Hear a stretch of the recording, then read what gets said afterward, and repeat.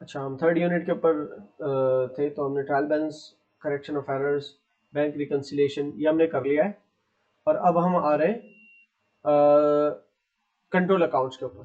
ठीक है। अच्छा, कंट्रोल अकाउंट्स को आपने पहले भी देख लिया है जब आप डबल एंट्री सिस्टम में चल रहे थे, जनरल लेजर्स बना रहे थे, क्रेडिटर्स कंट्रोल अकाउंट और डेटर्स कंट्रोल अकाउंट के नाम से। ये वही चीज है, लेकिन मैंने कहा था क्रेडिटर्स कंट्रोल अकाउंट का एक और नाम क्या है, परचेज लेजर कंट्रोल अकाउंट। और इस तरह डेटर्स कंट्रोल अकाउंट का नाम है सेल्स लेजर कंट्रोल अकाउंट। सही। आई होप कि आप लोग अब तक इस चीज पे कंफर्टेबल हो गए होंगे कि सेल्स लेजर का मतलब होता है डेटर्स, सेल्स नहीं होता इसका मतलब। सेल्स लेजर का मतलब होता है डेटर्स, क्योंकि सेल्स लेजर के अंदर सेल्स लेजर जितने भी होते हैं ना, वो वाले होते हैं जो डेटर्स के टी अकाउंट्स होते हैं। ठीक है ना।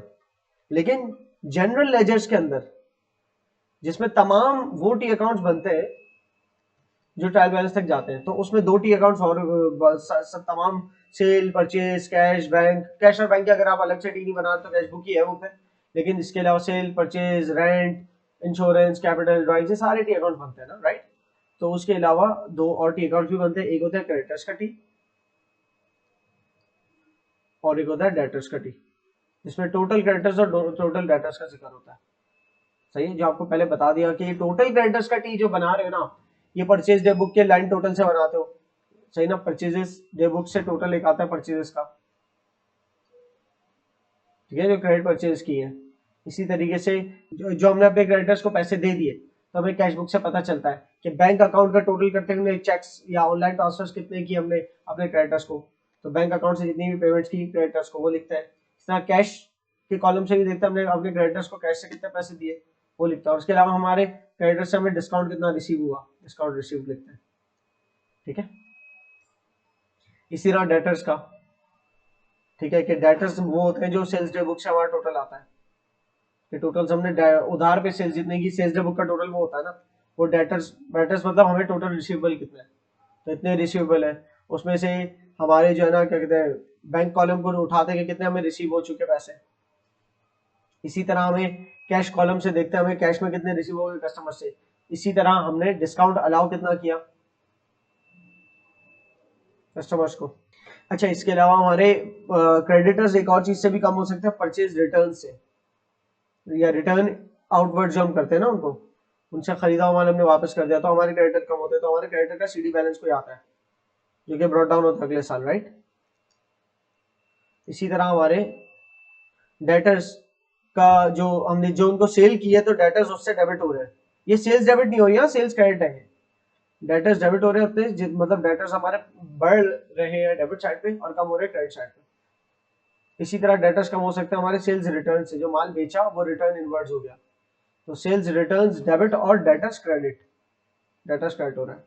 अच्छा, डेटर्स एक और चीज से कम होते हैं, क्रेडिटर्स उससे कम नहीं होते, वो कहलाती है बैड डेट्स। कि किसी डेटर का कंफर्म है कि पैसा ही नहीं देगा, एक होता है ना डाउटफुल डेट्स, तो डाउटफुल डेट्स को हम टी अकाउंट लेवल पे कम नहीं करते। डेटर्स का सीडी बैलेंस कैलकुलेट करते वक्त यहां से डाउटफुल डेट माइनस नहीं करते, क्योंकि डाउटफुल डेट्स की एंट्री होती है doubtful debts expense debit, provision for doubtful debts credit. और प्रोविजन फॉर डाउटफुल डेट्स जो है इस डेटर का जो सीडी बैलेंस है इससे मुलाकात करेगा ये बैलेंस शीट में जाके। लेकिन प्रोविजन फॉर डाउटफुल डेट्स के अलावा एक और बैड डेट्स भी मैंने आपको बताया था, वो था bad debts written off, write off किए हुए बैड डेट्स, मतलब वो जिसका पता है कि कंफर्म नहीं देगा वो पैसे, तो बैड डेट्स रिटन ऑफ से भी हमारा डेटर्स कम हो जाता है, क्योंकि ये तो टोटल डेटर्स है ना। तो इन टोटल डेटर्स में से जितने भी हमारे डेटर्स है उन सबके टोटल बैलेंसेज है ये, तो इनमें से इक्का दुक्का ऐसे होंगे जो पैसे ही नहीं देंगे, जैसे हमारी उस ग्रैंड ट्रांजेक्शन वाली मिसाल में रियूज ब्रदर्स था। ठीक है, उसने तकरीबन 10 मिलियन का माल लिया था, 600 का माल हमें वापस कर दिया था, और बाकी 9.4 मिलियन 9400,000 का जो है उसने बैड डेट्स कर दिया था, मतलब पैसे ही नहीं देने थे। सही ना, तो वो राइट ऑफ था, वो उसकी एंट्री थी bad debts expense debit reuse brothers credit, मतलब डेटर्स क्रेडिट हो गया डायरेक्टली, तो डेटर्स क्रेडिट हो गया डायरेक्टली। तो ये हमारे जो है वो कंट्रोल अकाउंट्स ही है, बस इनकी हेडिंग्स डाल देता हूँ। क्रेडिटर्स और डेटर्स की जगह इसको मैं कह सकता हूँ परचेजेस लेजर कंट्रोल अकाउंट, और ये होगा सेल्स लेजर कंट्रोल अकाउंट। ठीक है ना, purchases laser control account.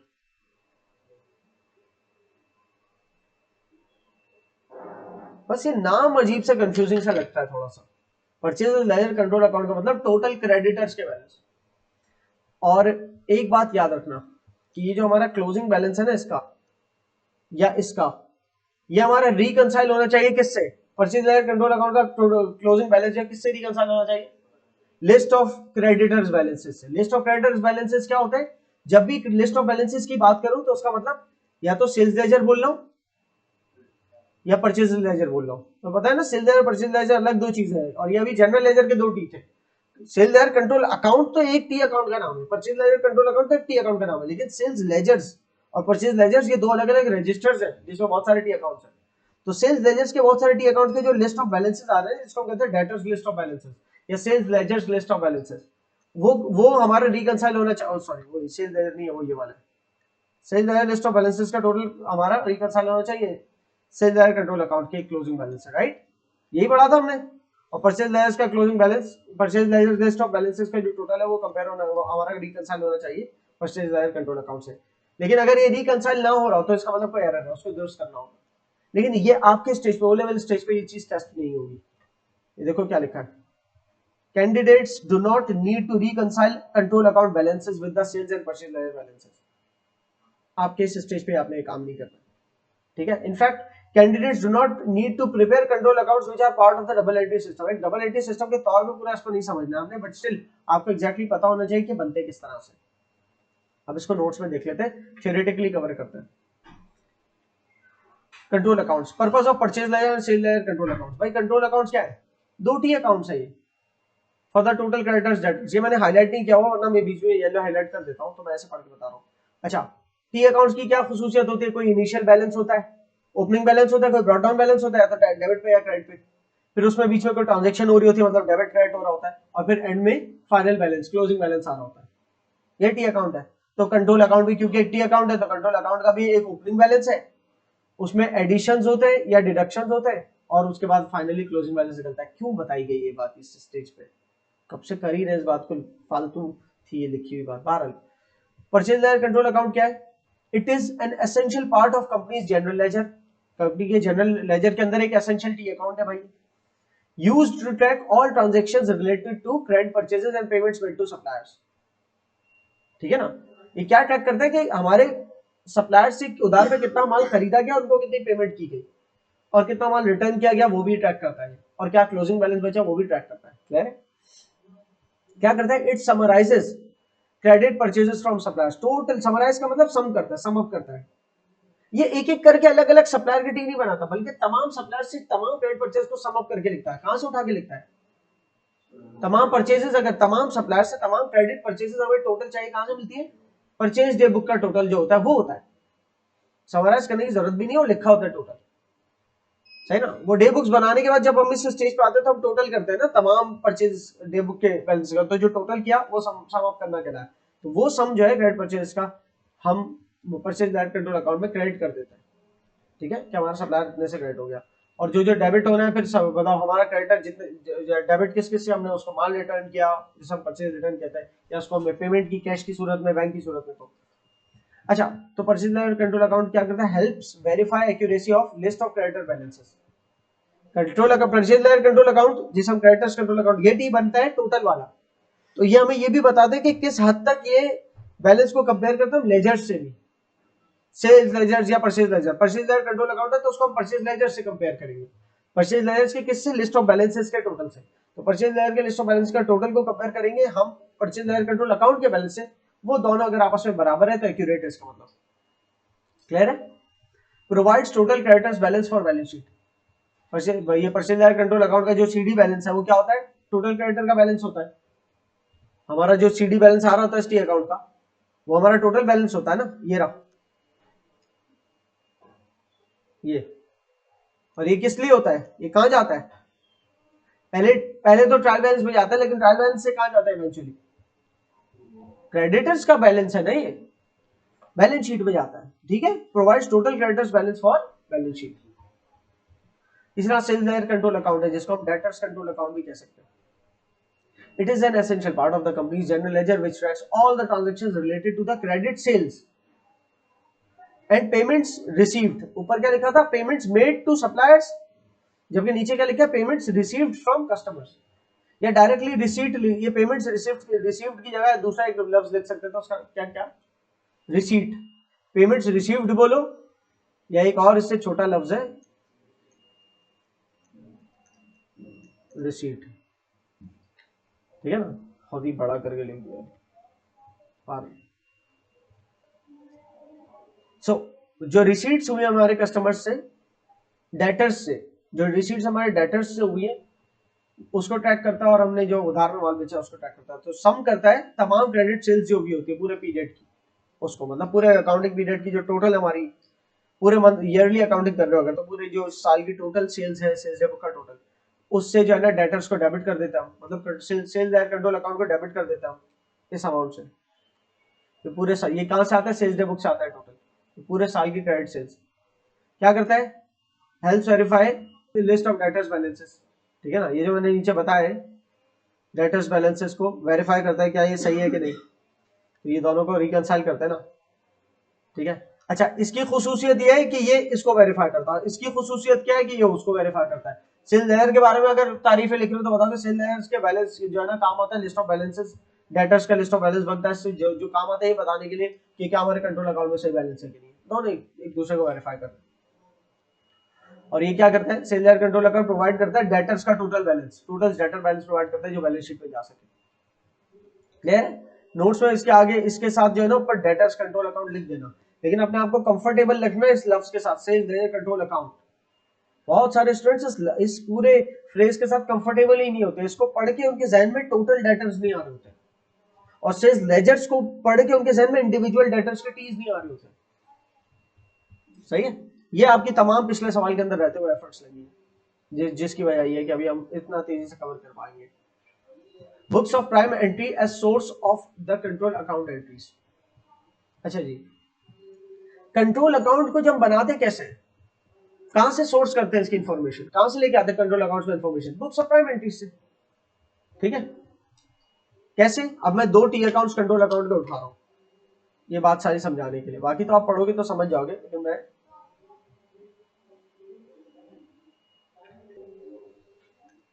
Purchase lawyer control account, ठीक है ना, परचेज लायर कंट्रोल अकाउंट हमारे क्रेडिटर से ताल्लुक रखता है, तो इसकी शुरुआत जो इब्तिदा जो है ना क्रेडिट साइड से देखना, ये हमारी ट्रेड क्रेडिटर से ताल्लुक रखता है, जो हमारी तिजारत के उधारी होते हैं ना, तो उनकी साइड क्रेडिट साइड लायबिलिटी वाली साइड होती है। कोई भी पिछला इनका बैलेंस ब्रॉट डाउन, जो पीछे कैरी डाउन हुआ होगा वो ब्रॉट डाउन हुआ, ठीक है ना। उसके बाद इस साल जो परचेज डे बुक का टोटल है वो लिखा, सही ना। फिर इस साल पूरे साल जो कैश बुक के अंदर से चुन चुन के हमने निकाला कि हमने अपने क्रेडिटर्स को कब कब पैसे दिए, कैश की सूरत में, कैश एंड बैंक दोनों, बैंक अकाउंट से कब कब पैसे दिए और कैश से कब कब पैसे दिए, ठीक है वो। फिर हमने रिटर्न आउटवर्ड्स कब दी, उससे भी हमारे क्रेडिटर्स कम होने चाहिए ना, ये कहां से मिलेगा, रिटर्न आउटवर्ड्स डे बुक से, या परचेज रिटर्न डे बुक बोल दो इसको, परचेज रिटर्न जर्नल बोल दो, आपकी मर्जी है, डे बुक से। तो परचेज रिटर्न डे बुक का जो टोटल है वो बताता हमने अपने क्रेडिट सप्लायर्स को माल कितने का वापस किया पूरे साल, फिर उनसे डिस्काउंट कितना रिसीव हुआ पूरे साल, ये डिस्काउंट रिसीव्ड का कॉलम बताता है, किसमें होता है, कैश बुक के अंदर होता है, सही है। डिस्काउंट रिसीव्ड के कॉलम में से तमाम वो डिस्काउंट्स रिसीव्ड ऐड कर लो अपने पास, मिला के लिख दो जो ट्रेड क्रेडिटर से मिला है।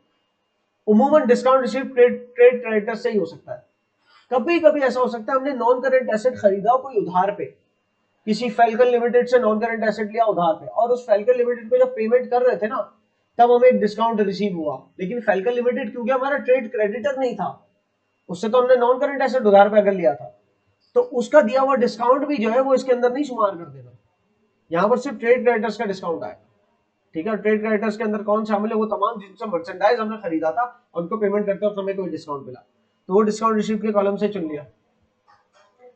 ये वाली जो है ना, 1 मिनट के लिए मैं रोक रहा हूं फिलहाल, ठीक है ना। इसी तरीके से सेल लेयर कंट्रोल अकाउंट है, सेल लेयर कंट्रोल अकाउंट का ताल्लुक होता है ट्रेड डेटर से, रिसीवेबल्स होता है हमारे, तो पिछले अकाउंटिंग पीरियड से क्या ब्रॉट डाउन हो रहा है बैलेंस, उनसे क्या रिसीवेबल था, प्लस इस साल पूरे साल उनको क्या क्रेडिट सेल्स की मैंने, ठीक है, फिर माइनस की तरफ आ जाता है। पहले उनसे कितना, जिन जिन डेटर से कैश रिसीव हो गया, कैश या बैंक अकाउंट में पैसा हमारे पास रिसीव हो गया, कैश बुक से पता चलेगा। तमाम वो एंट्रीज को टोटल हमने किया था ना कि हमने फिल्टर लगा के, इससे फिल्टर लगा के हमने टोटल किया था कि हमारे किन किन डेटर से पैसा दे दिया उस के अंदर ग्रैंड ट्रांजेक्शन वाले सवाल में। तो ये वो टोटल है, तो उतने से डेटर्स कम कर देंगे ना, उनसे पैसा मिल गया। डेटर्स कम कहाँ होते हैं? क्रेडिट साइड पे। डेटर्स बढ़ते कहाँ? डेबिट साइड पे।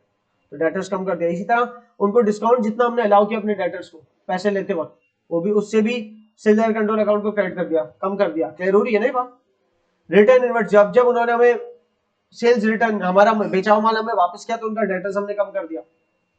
इसके अलावा इररिकवरेबल डेट्स रिटन ऑफ, मतलब बैड डेट्स एक्सपेंस, कि वो डेटर्स जो पैसे देंगे ही नहीं, उनको राइट ऑफ करना है, तो उससे डेटर्स क्रेडिट कर देंगे, मतलब डेटर्स का अकाउंट खत्म कर देंगे। उसके बदले बैड डेट्स एक्सपेंस डेबिट होगा, लेकिन बैड डेट्स एक्सपेंस अपने टी में डिवाइड होगा, यहाँ तो डेटर्स क्रेडिट होगा बैड डेट्स एक्सपेंस के रेफरेंस।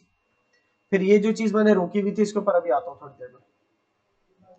इसके ऊपर बात करते हैं डिसऑर्डर्ड चेक्स के बारे में, कि कुछ अमाउंट्स हमने ऐसी डाल दी होंगी क्रेडिट पे कि डेटर्स क्रेडिट कर दिया होगा, लेट्स सपोज 5,000 से टोटल पूरे साल, जिसमें से एक चेक शामिल हो, इस 5,000 में एक ऐसा चेक शामिल है $300 का, $300 मिलियन का, चलो ठीक है, वो शामिल है जो डिसऑनर हो गया, तो वो उसको दोबारा में डेबिट करना होगा, उसके उस अमाउंट से डेटर दोबारा बढ़ा देना होगा, भाई 300 ऐड करो वापस, सही ना। और जो बैंक हमने डेबिट किया होगा उसको क्रेडिट कर देना होगा। मतलब क्या कि जब किसी डेटर ने हमें पैसा दिया होगा $300, $300 मिलियन कह दो, या $300,000 कह दो, चलो 30 को बोल लेना। तो जब किसी डेटर ने हमें बैंक में चेक से पैसा दिया होगा, तो हमने $300,000 जो है वो डेबिट कर दिए होंगे, ठीक है। $300,000 बैंक में डेबिट कर दिए होंगे, डुअल एस्पेक्ट के तौर पर बता रहा हूँ, और उस डेटर का नाम जो भी था वो क्रेडिट कर दिया होगा। तो फिलहाल मैं डेटर ही लिख रहा हूँ, ठीक है ना। तो डेटर में $300 इस 5,000 में शामिल है। बहुत सारे और अमाउंट होंगे इस 5,000 में, लेकिन ये 300 भी शामिल है। पता चला ये 300 बाउंस हो गया, ये चेक डिसऑनर हो गया, तो दोबारा ये एंट्री रिवर्स कर दूंगा, क्या बनेगी? डेटर्स दोबारा से बढ़ा दूंगा, डेटर्स डेबिट और बैंक क्रेडिट करना होगा। तो बैंक अपने टी में क्रेडिट होगा डेटर्स के रेफरेंस से, और डेटर्स के टी में क्या होगा? डेटर्स का टी डेबिट होगा बैंक के रेफरेंस से, ठीक है ना। डेटर्स का टी डेबिट हुआ 300 से, और उसमें लिख दिया बैंक, बैंक। हाँ, एक्स्ट्रा इन्फॉर्मेशन के लिए आप लिख सकते हो डिसऑर्डर्ड चेक। क्लियर हो रही है? तो ये हमारा सेल्स कंट्रोल अकाउंट का टी इस तरह से दिखता है। अब जब इसकी थ्योरी पढ़ोगे तो आपको समझ में आना शुरू हो जाएगी। ये लिखी हुई है इसकी थ्योरी। ओपनिंग डेटर्स कहां से आता है हमारा? हाँ, प्रीवियस अकाउंटिंग पीरियड जो है ना, उसका आप लिस्ट ऑफ डेटर्स बैलेंस से ले आओ। चलो, आपने अगर पिछले साल का जो क्लोजिंग डेटर्स था वो इस साल का ओपनिंग बनेगा, तो पिछले साल का कंट्रोल अकाउंट का क्लोजिंग बैलेंस इस साल का ओपनिंग बैलेंस बना दो, या पिछले साल का closing debtors list of balance का इस साल का ओपनिंग बना दो। बात एक ही है ना, क्योंकि कंट्रोल अकाउंट और डेटर लिस्ट ऑफ बैलेंस तो सेम ही होंगे पिछले साल। क्लियर? फिर इसके अंदर ये सेल्स एंड कंट्रोल अकाउंट मतलब डेटर्स कंट्रोल अकाउंट, तो डेटर्स कंट्रोल अकाउंट या सेल्स एंड कंट्रोल, इसको पिछले साल के बैलेंस वाली बात कर ली हमने, ठीक है। अब इसके अलावा इसको बढ़ाएंगे किससे? मैं जरा रबर चला दूं थोड़ा,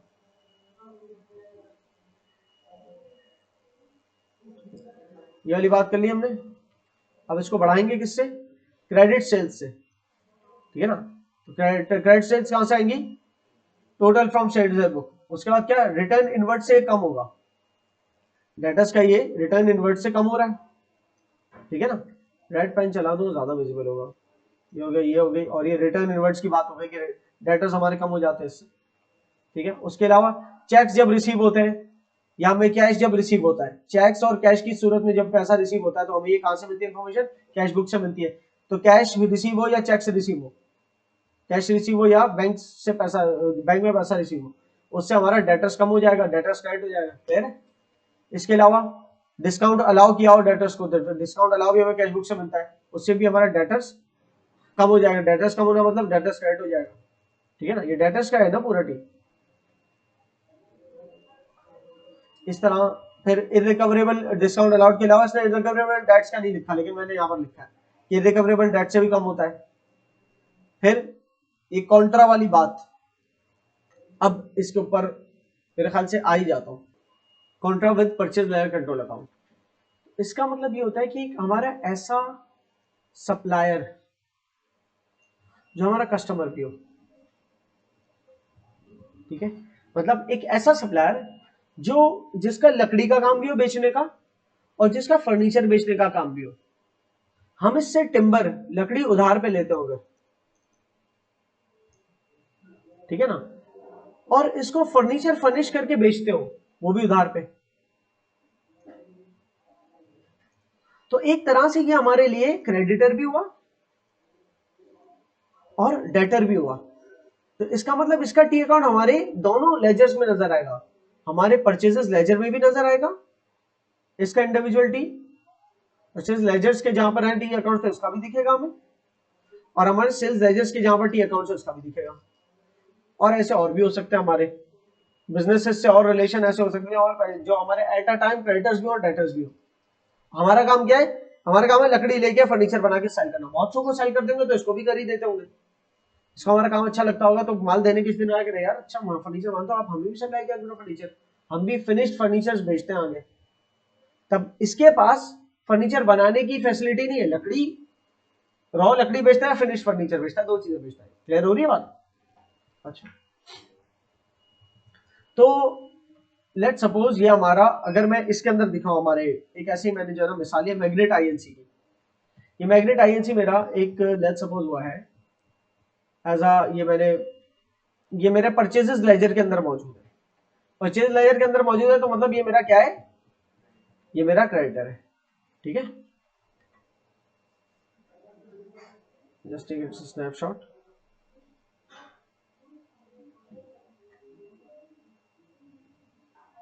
क्रेडिटर के तौर पे, और सेल्स लेयर में गया तो पता चला ये मेरा डेटर भी है,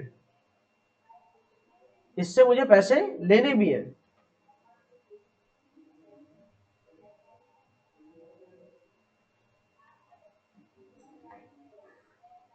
अब यही मेरा क्रेडिटर भी है, ये मेरा डेटर भी है, तो क्यों ना मैं इनको सेट ऑफ कर दूं और नेट निकाल लूं।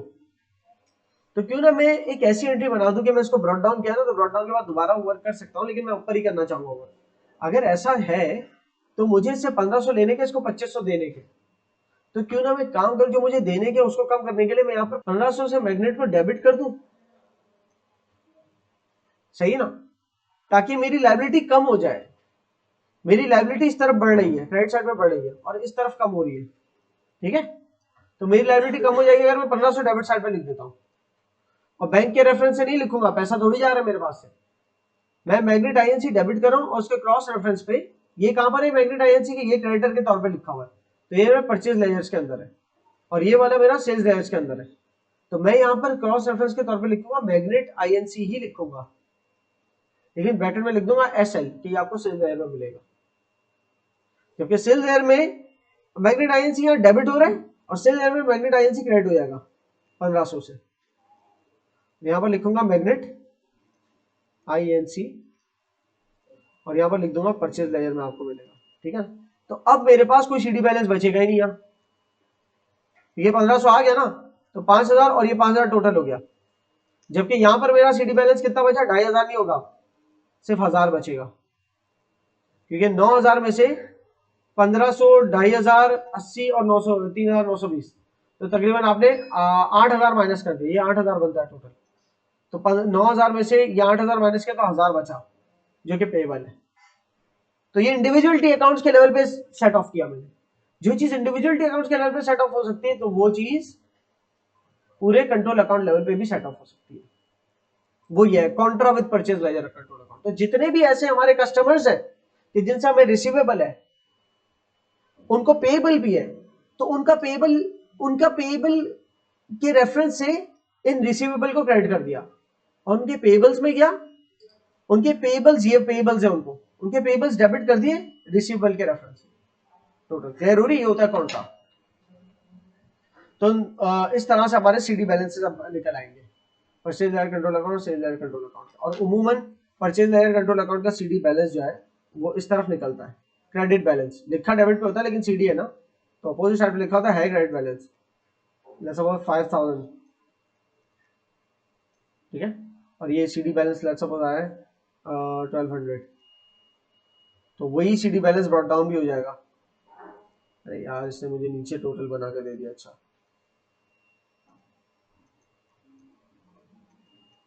तो ये 1200 नीचे ब्रॉट डाउन भी हो रहा है। ठीक है, इसी तरीके से हमारा जो परचेज कंट्रोल अकाउंट है उसका CD बैलेंस अमूमन जो है वो यहाँ पर आता है, जो भी होगा। ठीक है, लेट सपोज वो CD बैलेंस है $300, $300,000, तो वही फिर ब्रॉट डाउन हो जाएगा $300,000। क्लियर हो रही है ना? तो ये आप लोगों ने जो है ना इसको, इस थ्योरी को पढ़ोगे तो ये तो फौरन समझ में आ जाएगा। जिस तरह ये परचेज लेजर वाली बताई है और क्लोजिंग डेटर्स बताया, सब कुछ ही कर लिया, बस मैं इसको एक सेरेमोनियल तरीके से रीड कर रहा हूँ और कुछ नहीं। Purchase ledger control account is made at the end of the period या मंथ या ईयर, जो भी आपका अकाउंटिंग, मतलब जो अकाउंटिंग पीरियड तो ईयर का होता है, लेकिन आप मंथली अगर मंथली कंट्रोल अकाउंट को डेटर्स लिस्ट ऑफ बैलेंस से रिकंसाइल कर रहे हो, या मंथली कंट्रोल अकाउंट बना रहे हो, या मंथली लेजर अकाउंट बना रहे हो, जो भी, तो ये बनेगा मंथली, वरना ईयरली तो बन रही है। तो when day books entries are already recorded and the totals have been calculated, day books का टोटल कैलकुलेट करते हैं और उसके बाद परचेज कंट्रोल अकाउंट में इसी तरह सेल कंट्रोल अकाउंट के अंदर डालता है एंट्रीज। और वही जो तमाम बातें मैंने बोली है वही सारी यहाँ पर लिखी हुई है, यहाँ भी लिखी हुई है और ऊपर भी लिखी थी। ये वाली बात है, क्या ऐड होता है क्या लेस होता है। जैसे credit purchase control account with purchase day book total, purchase control account हमारा क्रेडिटर्स का कंट्रोल अकाउंट है और क्रेडिटर्स का total control account purchase day book के टोटल से क्रेडिट होता है। इसे आप debit purchase control account with total discount received, purchase control account जिसको हम क्रेडिटर्स का कंट्रोल अकाउंट कहते हैं, उसको वो क्रेडिट पे बढ़ता है और डेबिट पे कम होता है। और कम होने की वजह क्या, डिस्काउंट रिसीव्ड हो सकती है, कम होने की वजह परचेज रिटर्न हो सकते हैं, रिटर्न आउटवर्ड्स की हमने, वापस किया माल, तो सभी क्रेडिटर्स कम हो जाते हैं ना। तो ये वही सारी बातें लिखी है, दिमाग खोल के आपने रीड करना है। सही है जी। और ये नोट्स जरा एक दफा पढ़ लो, ये इंपॉर्टेंट है। Note, complete the double entry by debiting the purchases account as cross posting। आप परचेज कंट्रोल अकाउंट को अगर क्रेडिट कर रहे हो ना परचेज डे बुक के टोटल से, परचेज कंट्रोल अकाउंट है, इसको अगर आप क्रेडिट कर रहे हो ना परचेज डे बुक के टोटल से, वो कहां है टोटल, ये रहा टोटल, तो साथ में लिखा है complete the double entry by debiting the purchase account. तो ये परचेजेस के रेफरेंस से कर रहे हो आप, और इसका क्रॉस रेफरेंस में परचेजेस का टी अकाउंट में डेबिट भी करना है। क्यों, वो डेबिट नहीं हुआ हुआ अभी तक, इसलिए वो डेबिट क्यों नहीं हुआ हुआ, क्योंकि इससे पहले आपने परचेज लेजर बनाया था, परचेज लेजर के अंदर क्रॉस एंट्री आपने परचेज के टी पे थोड़ी फेंकी थी, परचेज लेजर्स तो अलग से बनते हैं, जबकि परचेज का टी तो जनरल लेजर्स में मौजूद होता है, तो इसकी क्रॉस एंट्री इसके अगेंस्ट यहाँ पर चाहिए। क्लियर है? यही बात आपकी सेल्स कंट्रोल अकाउंट के साथ भी लिखी होगी, complete the double entry by crediting the sales account as a cross posting, कि जब आपने सेल्स कंट्रोल अकाउंट को डेबिट किया तो उसके क्रॉस रेफरेंस के तौर पे सेल्स का टी क्रेडिट भी करोगे। ठीक है, अच्छा फिर दूसरा नोट क्या लिखा है, note in cash book transactions cross entry is not required in general ledger. Cash book transactions के अंदर क्रॉस एंट्री नहीं रिक्वायर्ड होती जनरल लेजर में, क्योंकि कैश बुक ट्रांजैक्शन के अंदर कैश या बैंक ऑलरेडी रिकॉर्डेड है। हाँ, अगर आप कैश और बैंक के अलग टी अकाउंट्स बना रहे हो तो क्रॉस एंट्री रिक्वायर्ड होगी, क्योंकि डेटर्स के अंदर जो भी लिख रहे हो कि डेटर्स ने मुझे पैसा दिया तो डेटर्स क्रेडिट करोगे बैंक के रेफरेंस से, और बैंक का अगर अलग से टी बना तो बैंक का टी डेबिट करोगे, लेकिन बैंक का टी अलग से उम्र नहीं बनाओगे, कैश बुक बनी हुई तो है, तो और कैश बुक में ऑलरेडी बैंक डेबिट हुआ हुआ है। Clear? As cash the cash book itself represents as a T account for the cash and bank. Clear है? बहरहाल ये आपने इस तरह परचेज लेजर कंट्रोल अकाउंट की थ्योरी पढ़नी है सारी, और सेल कंट्रोल अकाउंट की थ्योरी पढ़नी है, तो इस तरह से आपका यूनिट 3 कंप्लीट हो जाता है। क्लियर है? आपको कंट्रोल अकाउंट रिकंसिलिएशन नहीं सिखाई है, अगर वो उसका सवाल होता तो वो क्या होता, वो आपको परचेज लेजर कंट्रोल अकाउंट बना के देता है, और वो आपको जैसे परचेज लेजर कंट्रोल अकाउंट यहां पर आपको बना के दिया हुआ है, ठीक है, if I just sell ledger control account की मिसाल लेता हूं, वो आपको सेल लेजर कंट्रोल अकाउंट बना के देता और इसके तहत आपको एक कोई एंडिंग बैलेंस बताता और कहता है इसको कंपेयर करो किससे, डेटर्स